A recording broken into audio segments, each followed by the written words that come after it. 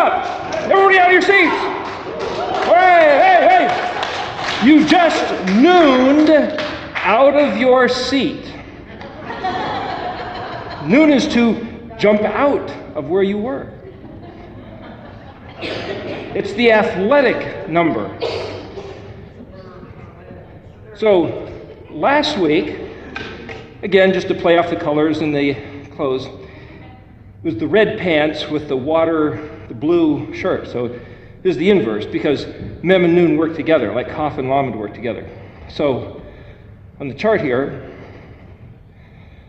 the laver being the red and blue, Kaf and Lamed being the purple. So both the Mem and the Noon have to do with the same matters, which, set these down here. In the regular, simple meaning of the letter Mem is water. So last week we talked about, looks kind of like a wave. It's also like the word puma. We didn't go into that very much, but that's Spanish, is the mouth that opens with these sharp teeth. And that the letter sheen means teeth, and the Paleo way to make the Mem is with a sheen, teeth, and then this swings back around. Or maybe you'd have another one of those. But it's just like, Frank Seekins talks about the Mem is basically like chaos, but it's like, water or Mem is also to be clean. So that's not chaos, unless you're one of the bacteria, in which case that's kind of chaos for what you're trying to get cleaned of. But the puma, you might say, is the big sharp teeth of the puma and the mouth that opens, right? That's a bad looking cat, but nevertheless, if you had this big mouth coming at you, so literally, Pe Vav Mem, or Puma, there's probably a hey at the end, is, you can see in the letters, the Pe means mouth. Of course, we're going to get to that in a couple weeks. In Mem, what does a mouth with water have to do with a puma? But it's not just water. The Mem, remember, it's the female. It's that which opens. It's that which hides something, and then all of a sudden, something comes out of it. So the picture for Mem Noon is that on day 3, in Genesis, Bereshit, chapter 1, the first day, let's go back. The first day is like the big white fence with a 4-color door, blue, purple, red, and white linen and gold. And there was darkness, and then he said, "Let there be light." So what he said was, Yahi, Yod He Yod, Aleph Vav Resh, Yahi Or. That was on day 1. So there's darkness, and then he said, "Let there be light." And remember, if there was the pillar of fire, pillar of smoke, above the Ark of the Covenant with the Torah inside, the 10 Commandments, this was like a lamp that would like backlight the linen fence, so the linen fence would be glowing like a lampshade. So this is where I'm trying to make these connections. Then when he says, "Let there be light," compared to the darkness, is just like Pesach, Passover, where they were in the darkness of being in Egypt as slaves, and Yahweh said, "I myself have taken you, wiped out your taskmasters, those who would keep you in bondage, and I pulled you out, and I've made you my own, so I now own you." If anybody didn't like it, they were free to leave and go to start their own country or their own religion or go fend for themselves elsewhere. But Yahweh says, "Now that I own you, you're mine, I have the responsibility of protecting you." So the big white fence lines up with Het Tet Yod. And so the idea that Het literally means a fence, we went over this a couple weeks ago. Tet is like a full basket or sealed, or this is my basket of stuff.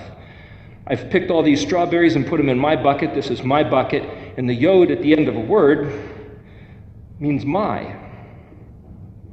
But interestingly enough, het tet is actually the word for sin, but that's another way to render the letters. We'll go there later. But I'm trying to just line up looking at the meanings of the letters. There's different ways to translate, which we'll get into later on. But I'm showing you a couple mechanisms. One is you simply look at the meanings of the letters. So for example, the word Yehi, if Yod is the hand of the Creator, so here's the hand of the Creator, like an artist or like a singer who writes a song. Hey is to reveal, so it's like you just come up with a little ditty and then say, here, let me whistle it for you. Let me play my song for you. This is my song. So it's like, here's the artist that makes it, reveals it or expresses it or plays it and claims it as its own. That's Yehi. But the word Yehi is translated in Genesis 1 as let there be, and then this word light, or, and then it says, and there was light. Let there be light, and there was light. But you see, it's the same word, Yehi or, vav, it means and, Yehi or. So in Yahweh's way of expressing himself, look at the words in English. Let there be. This is in Hebrew the word Yehi, Yod He Yod. And then the very next sentence, it's translated, there's the letter Vav, so it would be Yehi or, Yehi or, Va, Yehi or. But this time, the very same, this is the word and, but the very same phrase, Yehi or, is translated, there was light. Now you could say, well, let there be, this is the word light. And this is the point I'm making. You could say, you're squabbling over nothing. If you looked at this word and say, if it means let there be, those three words are not the same as those two words, there was. You understand what I'm saying? So the problem with Hebrew is that this word Yehi, these three letters, can be translated both this way and that way. So you could say, well, how did they know that the first one was this and not that? Or how do you know there was not another way? What I have found, in fact, just the other day we were looking at a Siddur, and there was some English written and there was some Hebrew written. And I was trying to look at this one word, and I happened to know this verse. I think it's from the Psalms, and it was very familiar. I learned it in King James English. And it's like, well, that's that verse. I recognized it in Hebrew, but when I looked at the way they translated it, it was completely different. It's like, why should it be different? Because the translators take liberties. The translators, in order to get a publishing copyright, must change a certain amount of the words as they're rendered in the language that you're translating it into.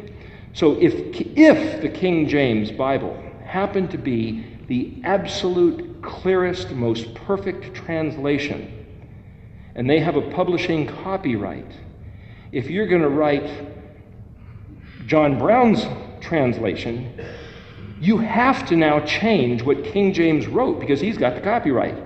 So you now have to intentionally corrupt the translation, but even though it's intentionally corrupted, you're going to have to tell people it's a better translation, otherwise they won't buy your book. So you'll have to say, well, better meaning I will put it into the modern colloquialisms. Make it easier for you to understand. But the question is, are you trying to get a translation, or are you just trying to get your ears tickled? Or what are you trying to do by getting this book? So again, the purpose of this class is to say, what does this word really mean? Yehi. I would suggest it means neither let there be nor there was. But yet, when you see this word used in various different places, I mean, it's used right there in Genesis chapter 1, the first day, it can be translated that way. And I'm not saying that that's a bad translation. It's a useful translation. But if you don't know how to read Hebrew, and you look at those three letters, you don't know that it means let there be or there was. So I'm going to show you what the Red Dictionary says about it. So you look it up, and for those of you who have this etymological dictionary by Ernest Klein, the yods start on page 253, so then you look at yod, hey. You have to know the alphabetic sequence. It's the only way to do this. You look on page 255, and you see a yod, hey, vav, hey. Well, you go yod, hey, yod. I know that the vav is the 6th letter, and the yod is the 10th letter. So I'm going to read down past yod, hey, yod, or yod, hey, vav, and the next letter comes to yod, hey, yod, resh. Well, there's no yod, hey, yod. So then you might sit here and say, okay, here's the problem with using this dictionary, or using Strong's Concordance, is that they will tell you that every word in Hebrew comes from a 3-letter consonantal root.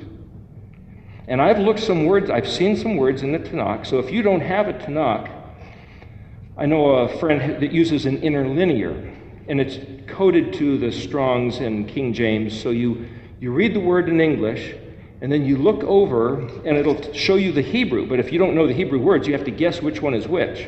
But the interlinear has the exact best rendering of the English word right underneath the Hebrew.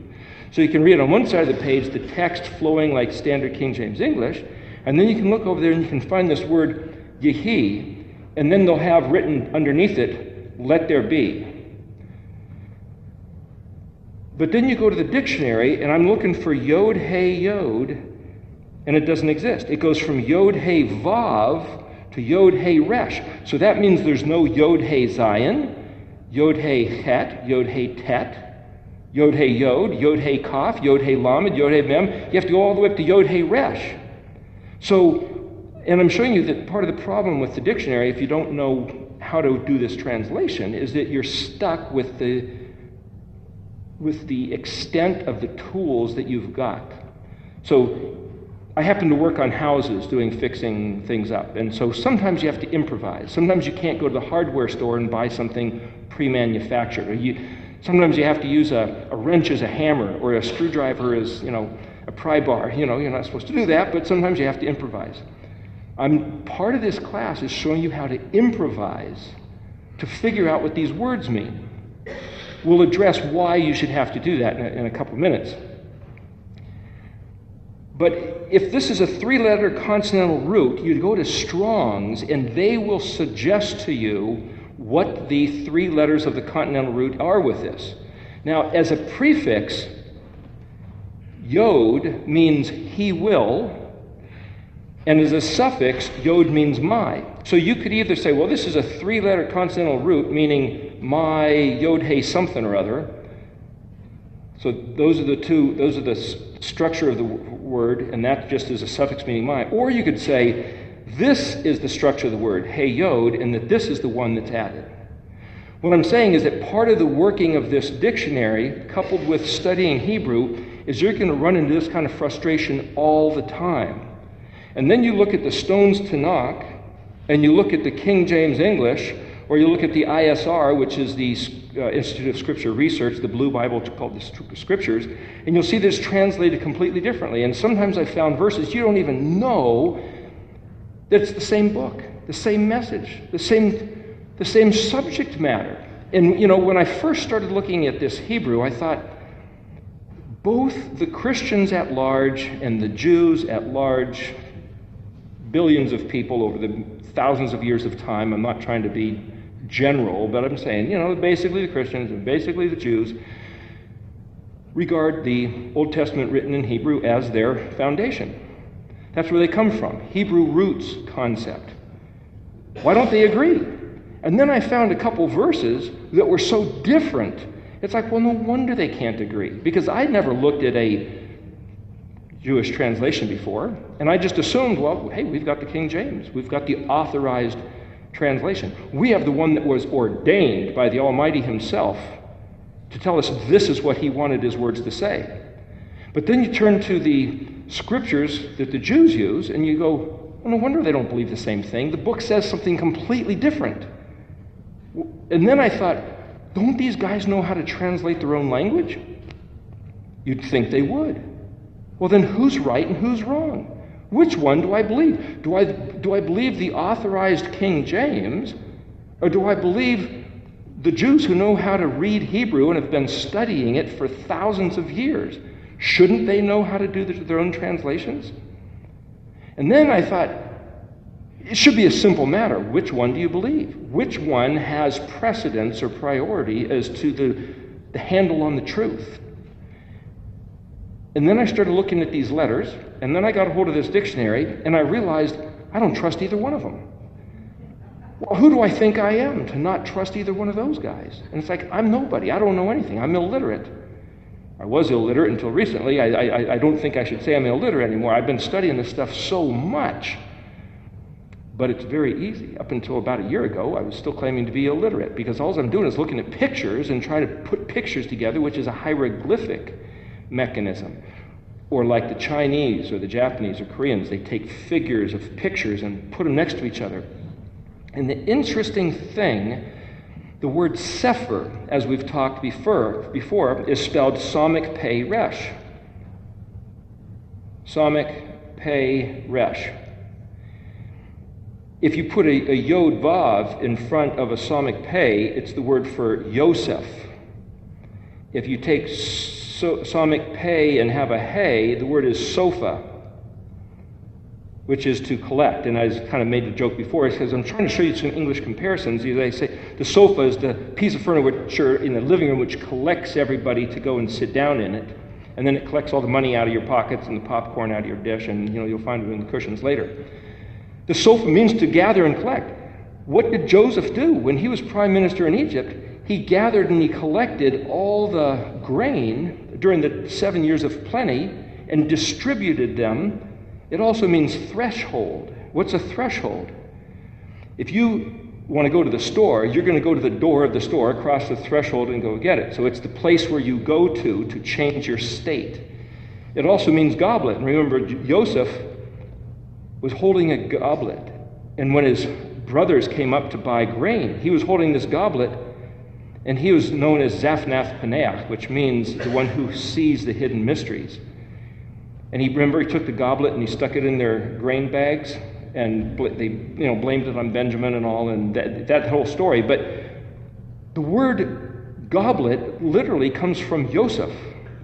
And the word for threshold, and he will accumulate, is Yosef. And he was like using these mechanisms of pictures to tell them who he was, but they couldn't see it because they couldn't sefer. They couldn't connect the dots. This word sefer literally means to count, to number, to narrate, to tell a story, to connect the dots, to be a barber who shapes hair, which is otherwise unshapely. So if I sit there and say, we have just a bunch of letters and we don't know what they mean, let's give them a shape. What story do the letters tell? To go through the rendering here, and here, tell you what, we'll sefer the alphabet one more time. We do this intermittently, so this is the alphabet song. And I'll just keep throwing this out every few weeks so that people get it, just to kind of stick in your mind. What we're doing is connecting the dots between the letters of the alphabet. And we're telling a story by the letters of the alphabet. And we're giving something that has no shape a particular shape, which is to sefer. So you blend Hebrew, sefer, with English, adding the...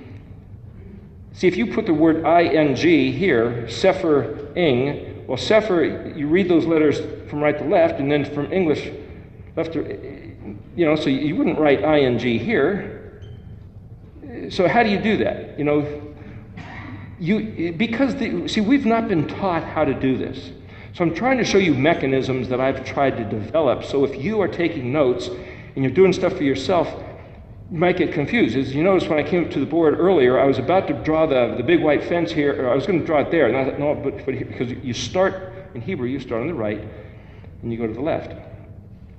So if you're going to write sefer-ing, you might do sefer, and you know that whenever you write Hebrew, you go that way, but then if you put a dot, you change. So if you're going to write two words in Hebrew, like aleph bet, you might write aleph lamed pei, that's aleph, and then bet yod tav, and you know you read it this direction. But if I'm going to write it down, and for some reason I started writing aleph here, and then say I have words written in English over here, and then I'm going to write the word bet. If I wrote the word bet like this, I might think it said bet aleph. But if you put a dot in between, that's my own little mechanism of saying, okay, that means I'm reading this as a Hebrew word, and then that as a Hebrew word. So I'm reading it that direction, but the dot says I'm not reading the two words combined, I'm trying to separate them. In other words, what I'm saying, you're going to have to develop mechanisms for yourself when you run into trouble, because we don't have teachers that have taught us how to do this. And we're frontiersmen pioneering the way to relearn this language. The idea is the Jews have had their rabbis, their great ones, their taught ones, their learned men. The word chakma is wisdom, bina, knowledge and understanding, da'at, to study, to learn, to extract, to discern, to really, chakma, bina, and da'at, or da'as as some say. Chabad, there's a place called Chabad Lubavitch, and it's like, well, what does that mean? It sounds like this weird Hebrew word. Well, Lubavitchers are like a group of people that study, but Chabad literally means wisdom, knowledge, and understanding. It's like, that's right at the top. That's right at the top of the pursuits of humans. And to not give these guys respect, it's like, wow, they've determined that wisdom, knowledge, and understanding, that's right out of Proverbs. Who can disagree with that? Well, that's the word Chabad. But if you don't know that, you just think, that's just some group of those guys who don't believe in the Messiah, and they're all going to hell anyway. Or so we've been told. I'm just saying that things are not the way we've been told. And so they, the Jews, Brother Yehuda and his family traditions, his tribal customs, have had certain men studying this book intensively for hundreds and thousands of years. And as a Christian, I had zero access and zero regard of anything they ever came up with. It was all discounted. They don't know the Messiah, there's nothing. Zero, nothing. It's like, I don't believe that anymore. I believe these words are truth. David said, the Torah is truth. So you could say, well, what's the definition of truth? Whatever lines up with the Torah. It's the plumb line. You could say, well, what is righteousness? Righteousness is whatever lines up with doing what Yahweh said. That's the definition of righteousness.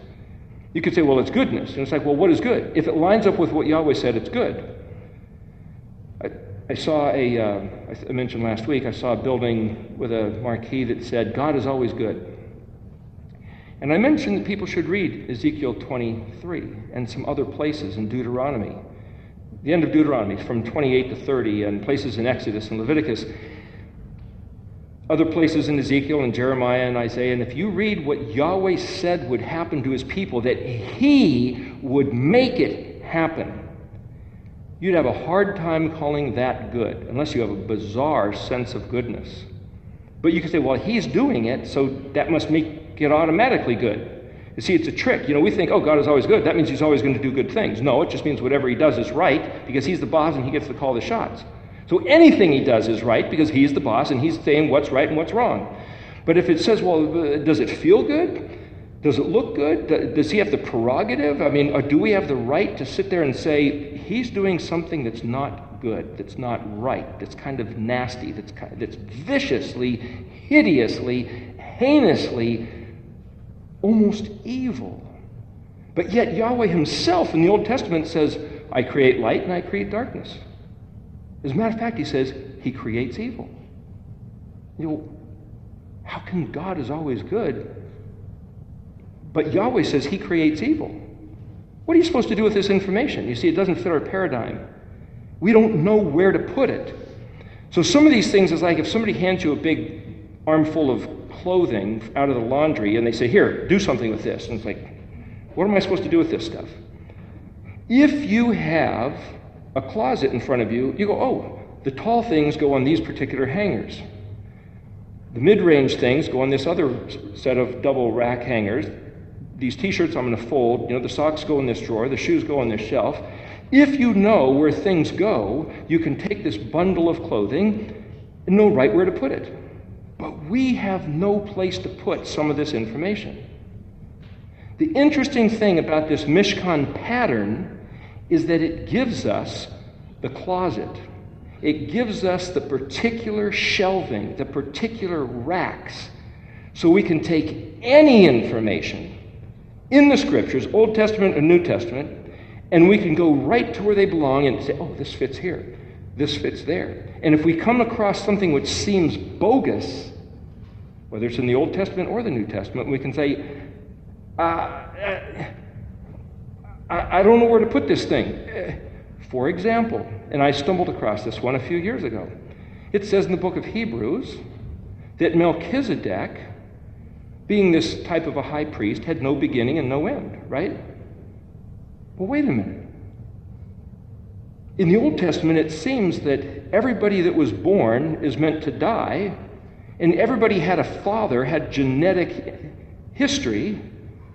All of a sudden, Melchizedek, the way he's described in Hebrews, of course, the way he's described in Genesis is a little different, but the way he's described in Hebrews, he doesn't fit the model. I don't know what to do with this guy. Now I have to question whether Melchizedek in the book of Hebrews was true. Well, you can say, well, the Bible's telling us the truth. We certainly cannot doubt Hebrews. But then you have to look at it and say, how do I know the translation's true? And it says, hey, because it quotes from the Psalms, where it says, I've made you a priest forever after the order of Melchizedek, right? It's like, hey, the New Testament isn't making that up. The book of Hebrews is quoting from Psalms. So I went back and looked at Psalms, and it's like, I don't think it says that. How can I say I don't think it says that? Based on looking at the letters in Hebrew, based on looking at the dictionary, and say, it doesn't seem to say, I have made you a priest forever after the order of Melchizedek. So if the guy in the New Testament was quoting the translation in the Old Testament, he didn't do anything wrong. And if other people based on the New Testament have taken sermons and ran with them based on the understanding, which is in perfectly clear English, based on perfectly clear Latin and Greek, they haven't done anything wrong. But who's the guy that came up with that particular translation in Greek or Latin, which doesn't seem to necessarily match the Hebrew concept? That's the guy who did some snaky business. And then the question is like, who am I to say that he did some foul deed? Maybe. We have to know how to suffer. We have to know how to suffer, to go back and connect the dots and say, what did Yahweh give us? He said to his people, I gave you myself. I gave you the truth. I gave you something that every single nation in the world would lust after, drool over, wish they had, but I'm giving it to you because you're my chosen. But with it comes the responsibility to maintain its truth. If you veer off the path of maintaining the accuracy and the truth of even a little bit of this, it will jump up and bite you like a puma and rip your face off. Actually, worse than that. There's something about what Yahweh did and what he gave to his chosen people, Israel. It's kind of like the good news and the bad news. The good news is this thing is you might say, the plugged-in cord to the power of the universe feeding the world. But if anybody knows electricity, if you plug in 110 into 220, the thing will basically explode. Or you take a car battery and you put the positive and negative on the wrong things, hook them up to another battery, it can explode. Yahweh says this to his people. He says, if you do any of this wrong, it's going to explode and you're the ones that are going to get hurt. And the way you're going to get hurt is that all your enemies are going to come in and do to you what you would have been able to do to your enemies, or what I would have done to your enemies on account of you. So here there's this image on the shirt, this double lightning bolt. They're actually two noons. And it's kind of drawn in the motif of one pointing up, the energy going up, and the other one's kind of the energy going down. And there's this kind of an equal sign, and it'll turn sideways in the middle. Kind of like two magnets, finding their relationship to each other. And the idea behind this little graphic image, Yahweh says very clearly, I'll make it real simple for you. With the very regard, the measure that you, my people, that I have given the truth to, with the regard that you measure and value and give heed and maintain the accuracy of my words, that's what's going to come back on you. Directly, exactly, measure for measure. So if you go, this is incredible. I want to know the truth. I want every little intricate detail. Then he says, because you are looking at my word this way, then my face to you will be right there with you. But if you look at my words and go, whatever, then I'm going to look at you and go, whatever. And if you go, well, I can take it or leave it and pick out a few things, then he says, then when I look at you, I'm going to go, well, I can pick it or leave it. I'll answer a few prayers.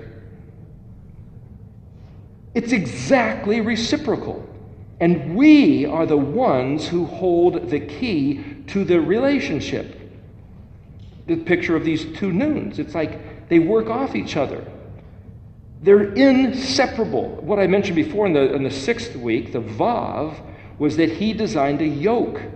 When you put two oxen together to plow, he said, make sure they're evenly matched. You don't do a big, strong one and a really weak one. You don't do a mule and an ox. You match them. Anybody driving a stagecoach will also know about matching them.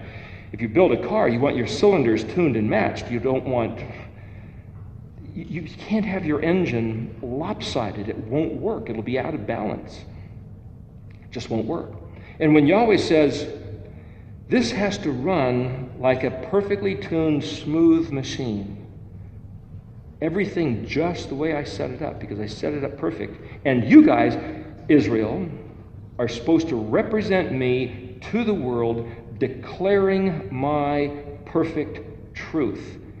Not just declaring it, but at the bottom of the picture of the oath of the Shem Zakar that we have out there, the explanation at the very bottom, it says, it's a quote from, I believe it's Deuteronomy, it says, and make all these words well clarified. So you might think, well, that means when you go to write words, you shouldn't do it sloppy, you should make them very distinct. Or was he saying, render their comprehension clearly? And then you read, okay, once every 7 years. You see, we were told, I hear all the time, oh, you're supposed to read your Bible every day. The scriptures never tell us that. What it says in the Old Testament, in Deuteronomy, is that once every 7 years, when you come to the festival of Sukkot, the priest should read the book of the Torah. Now, does that mean just the book of Deuteronomy, or does that mean all 5 books? There's some speculation on that. But you're just supposed to, as the laity, as the normal people, the unliterate, the unclerical, you're supposed to just hear it read every 7 years. It's like, how much of this kind of study can you do if you're just supposed to hear it read once every 7 years? You can't do any of this. So I'm suggesting that this burden of learning these letters and this formulation and this mechanism of translation and study is not a mandatory burden on any of us. It's completely a free will determination of interest. And you might say, if you can find the exuberance within you to get something out of this, then great. But you can't stick this on anybody else and say, there ought to be more people here doing this, or more people should be reading. In fact, it's not even technically legal to say, you really should read your Bible every day. That's not scriptural. What did he say? Hear the Torah read once every 7 years. It's like if we are going to tell people what he said, we ought to be accurate about what he said. If we make stuff up, what did Nadab and Abihu do? Aaron's sons, the day the Mishkan was being inaugurated, the pillar of fire, pillar of smoke, Yahweh showed up, and Nadab and Abihu thought, Hey, wouldn't it be cool if we lit our incense burners and came out and did some whoop-de-doos? Might have been pretty cool. Might have been theatrical. Might have been, hey, nice staging, Nadab. But Yahweh said, that's not what I said. Zapped them with fire. They burned. They burned to a crisp right there in the middle of the field, in the middle of the Mishkan. So much so that they were stunned. Aaron was stunned, like, what just happened? Yahweh just torched my 2 kids? We just made these outfits of their high priest clothing, and they've been sitting here, and I believe they went up to the mountain with Moses and the 70 elders. I mean, they were like these chosen 2, and all of a sudden, Yahweh just fries them in the middle of the party. And then he was so stunned that then the offering burned up. The barbecue went charcoal on the grill. And Moses said, what are you doing? You should have taken it off and eaten it. And it's like, Moses, give me a break. My 2 sons just got fried. What's happening here? It's like, this Yahweh is a monster. When you do something that he didn't say and say that that's what he said. I don't see where he says, you guys better not celebrate a single pagan, heathen, cultural holiday tradition. None of your family business better be done. I don't see where he says that. You know what he did say? Do not go into the land that I have given you. Learn the ways, the customs, habits, traditions, and celebrations of the heathen pagans as they celebrate their deities, none of which are accurate. And copy those behaviors, and then have a party unto me, and saying you're doing it for me. Do not mix the counterfeit with the kadosh. We read that verse last week. Do not mix the pagan with the kadosh. Now, I don't see, maybe somebody could correct me, but I don't see any place where he says, if the pagans are having a party, you can't go party with them. But don't say that that's the way we're worshiping Yahweh. The problem with Christmas, Easter, and Sunday is we say, oh, those are holy days. And it's like, no, they're not. Anybody, there's so many books, anybody that does the littlest bit of subject investigation can see that Constantine and his boys and those following the next couple hundred years went into various lands, conquered various people, assimilated their deities and their doctrines, blended them, called it Christianity, and says this is what it is. And that's what we have with Christmas, Easter, Halloween, and Sunday.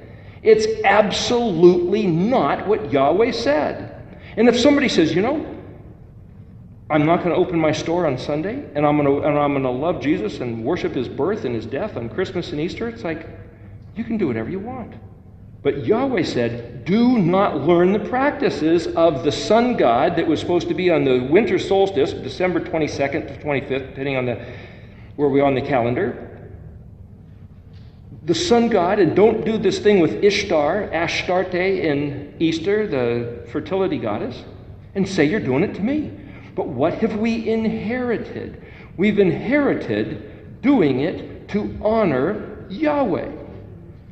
And I was talking to a fellow earlier today, and he says, he's talking to some people about this, and they said, what, do you think God loves you more than me? It's like, there's never a question about that, but let's turn the question around. Do you think God would love you more because you disobey him? Well, which God was it that you are referencing when you say, do you think God loved you more than me? It's not a matter of, I had somebody tell me that once. I said, well, you know, we're regarding the Shabbat. And he said, do you think God loves you more than me? It's like, what a stupid, idiot question. I'm not calling him a stupid idiot. I'm saying the question is a stupid, idiot question.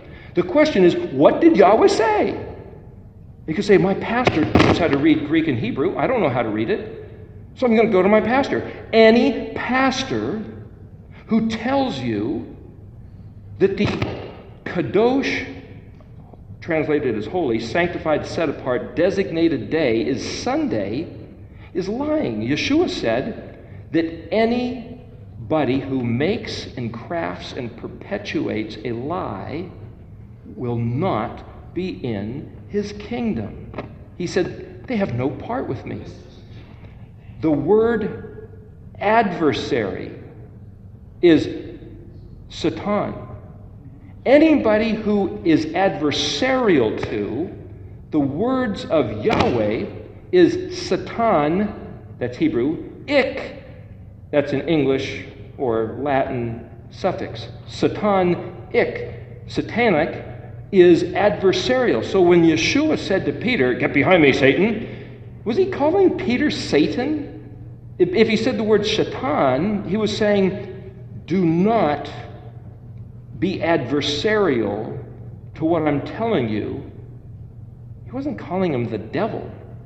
But the question is, we have to now go back and say, what is it that we believe? Why do we believe it? And who do we believe telling us what these things really mean?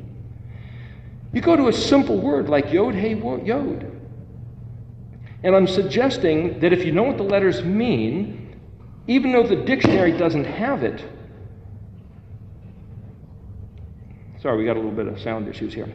Just because the dictionary doesn't have it, the way to know what this word means is to say Yod is the working hand. It's the 10th letter. It's the hand of the Creator, so it's like an artist, the one who makes things. Hey is to reveal. The Torah was revealed, or is the revelation, or the expression of the Creator. So we're rendering in Yod, Hey, Vav, Hey, that Yod is like the Creator. Something's going on with the sound there. If Yod is like the hand of the Creator, then the Hey is the expression of the Creator. The Creator's expression is the Torah.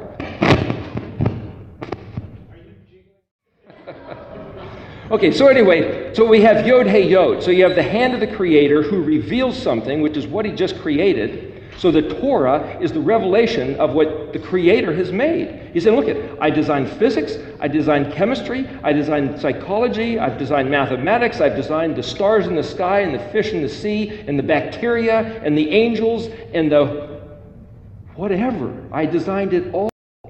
And now I'm, hey, revealing to you, Israel, my chosen people, the way it all works. And if you guys speak, think, and behave in conformity to what I'm revealing to you, you guys will be like cruising right in the jet stream.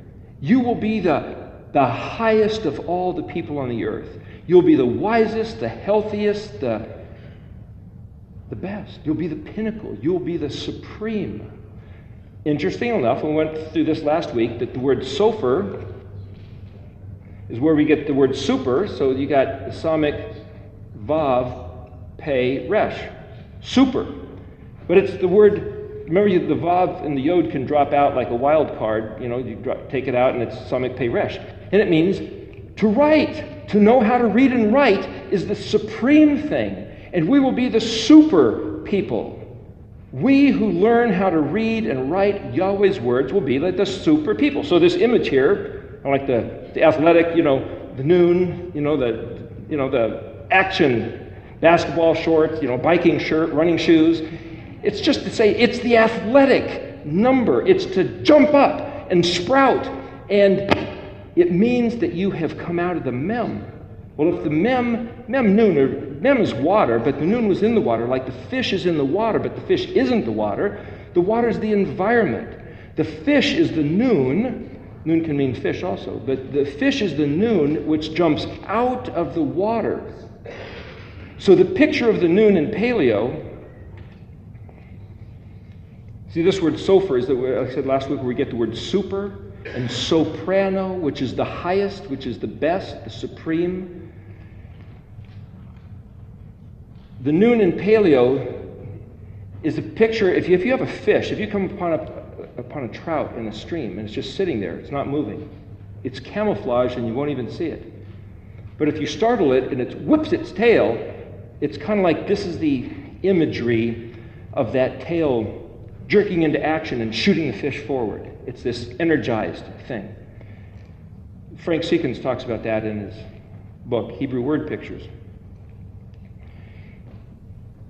There's a few different ways to render this noon. If you look at some ancient paleo writings, and there'll be a little thing here and sometimes this big long tail.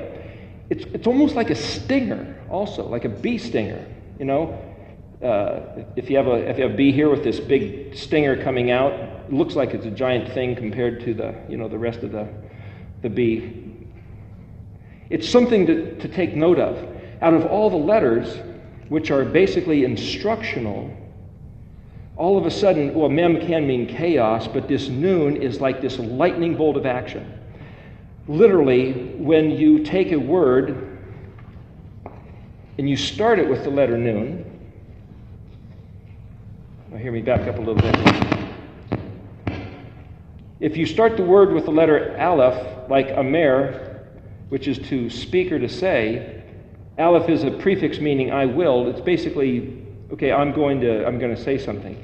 But literally, if you read in the scriptures where there's a letter noon in front of that, it's translated, I don't know what's going on with this sound thing here.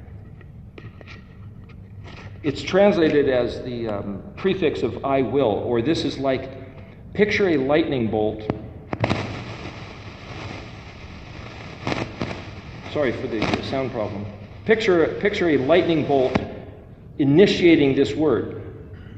And when there's a vav noon at the end, or a noon vav, this means basically us or we, it's the plural. It turns it into a noun where it's engaged in the action of doing what that other word said. So this is the thing that's imparting that into action. And when there's a noon at the end, it basically means, okay, this is the one who is, or that which is going to do that action.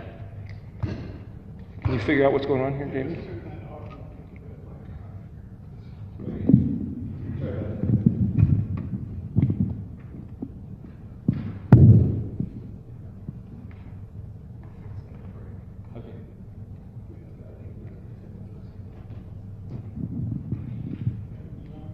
Yeah, I can, I'll hold this. So this letter noon, if it's the letter of action, as we were regarding the kaf, we said, well, who is the kaf? Who is this you? The kaf means you, if it's the last letter in the word. So going back to this structure here that we were about to say about having a closet where to put these.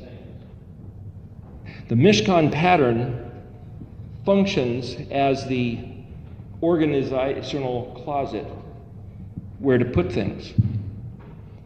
So like Yehi or let there be light, it's the hand that makes, reveals it, and calls it its own.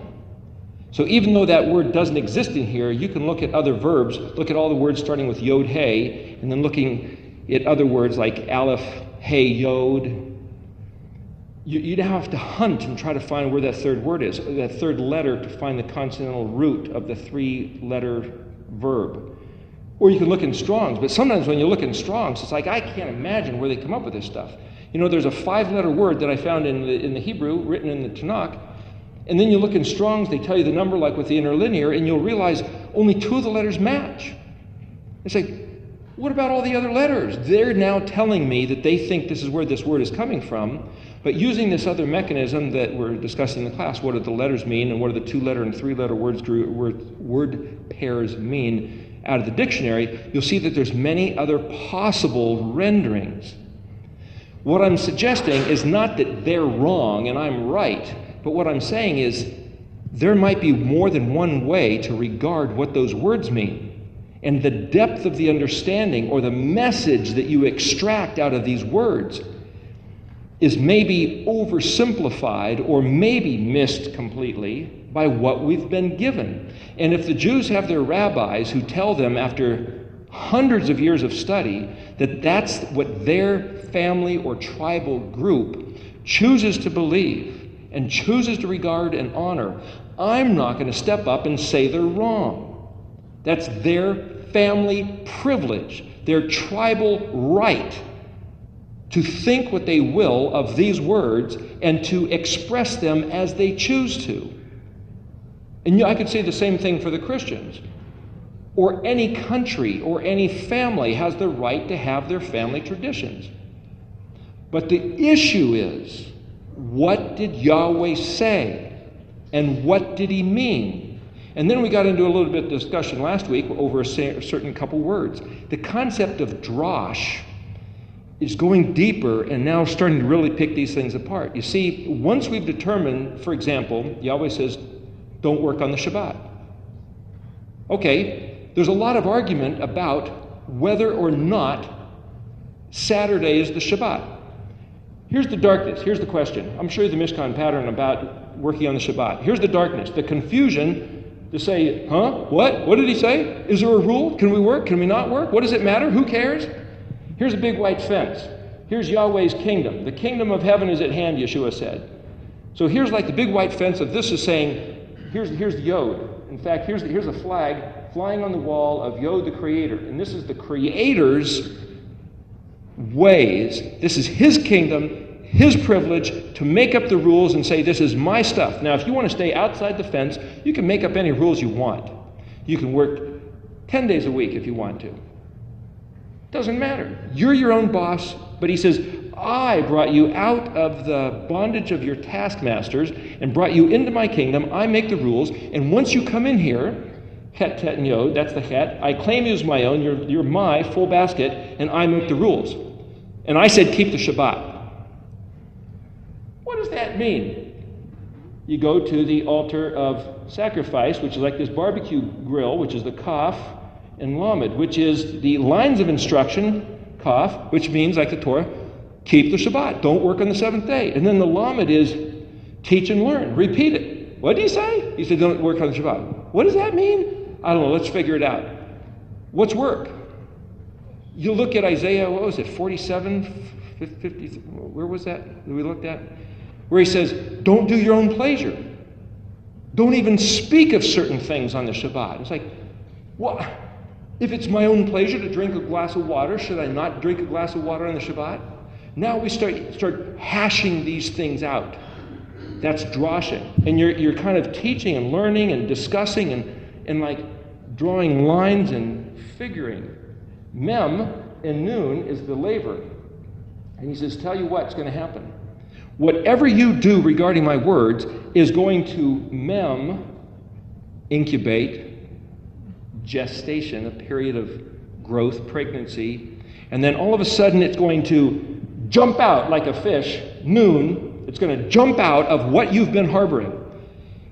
The scriptures also tell us that whatever jumps out of your mouth is what you've been harboring in your heart. And you can hide certain things for a certain period of time, but sooner or later, at just the right occasion or the most inopportune moment, something will jump out of your mouth and just goes, gosh, where'd that come from?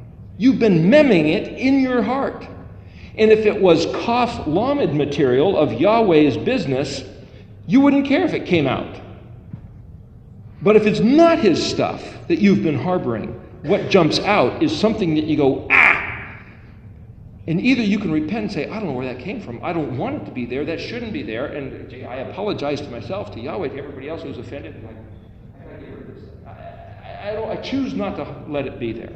Well, the thing is, when we look at things, ponder things, think at things, go to certain movies or whatever, read certain books, it's like these things come into our brain. We kind of file them away, make them fit according to the scriptures that we've been given, and then we think, okay, well, it's just tucked away. It's back in the corner closet, and no one's ever going to know it's there. But Yahweh says, hey, whatever you bring in and you process, put in alignment, this is, remember, a filter. Some stuff drips down. When they brought the sacrifice in, they chopped it up, and they put the skin here, and the dung over here, and the entrails over there, and the legs over here, and the blood over here. It's a matter of organization and process. You see it, remember, the message is in the pattern. You process things, and then, it starts incubating. Whatever you've decided to allow on the shelf starts incubating. And then it's going to jump out Noon, and then it goes to Samik, which is like a picture of the menorah, which is the light inside the set-apart place, and then it goes to the table of showbread, which is the ayin, which is to say, Yeshua said, I'm the vine, you're the branches.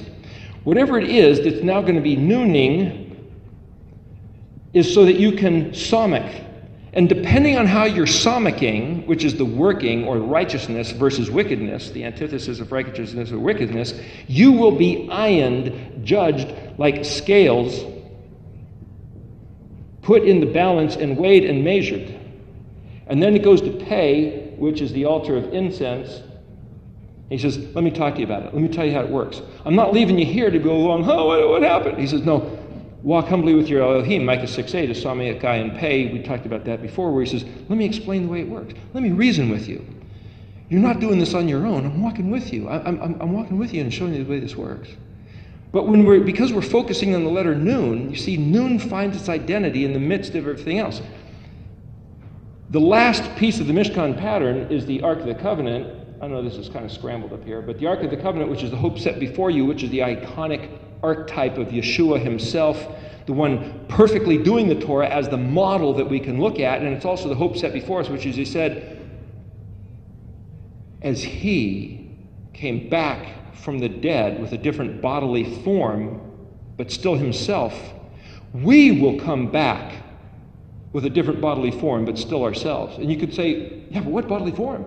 Maybe he's going to clean me up. Maybe he's going to make me completely new. And it's like, when the caterpillar goes into the chrysalis and the butterfly comes out, the only material that the butterfly can use, that the caterpillar can use to become the butterfly, is what it spent its days as a caterpillar eating. It eats all this stuff, crawls into the chrysalis, consumes, uses, mems what it was eating, and then noons, jumps out of the chrysalis as a colored butterfly, flapping its wings in energy, but now it's eating nectar before it was chewing on leaves. Now it's flying before it was crawling on the ground. But it became the substance of what it had been consuming. Nooning to the somic. The somic is almost like a picture of a dragonfly. You can kind of picture with the big wings. That's a whole other, we're right on break here. The problem is what we cough lamed, the way we process his words, is what we're going to become. Imagine if you knew for eternity you were going to bear the burden of how you processed his words right now. That the caterpillar chewing on leaves is like you chewing on the pages of the Torah, and the regard that you have for his words is going to become the matter of your being, like the butterfly as it goes and flies through eternity. You're going to wear your stuff forever. It better be his stuff. This is serious business. The reason we're going back to the cough is so that we can be chewing on all the best stuff to maximize the potential of our eternal destiny according to Yahweh's supremest design. And we are the fortunate ones, his people, that he's revealed these matters to and given us the best food. The word for the pinnacle, the best, is alpi, alpine, which is to learn Hebrew intensively, according to what the dictionary says. We're at a break.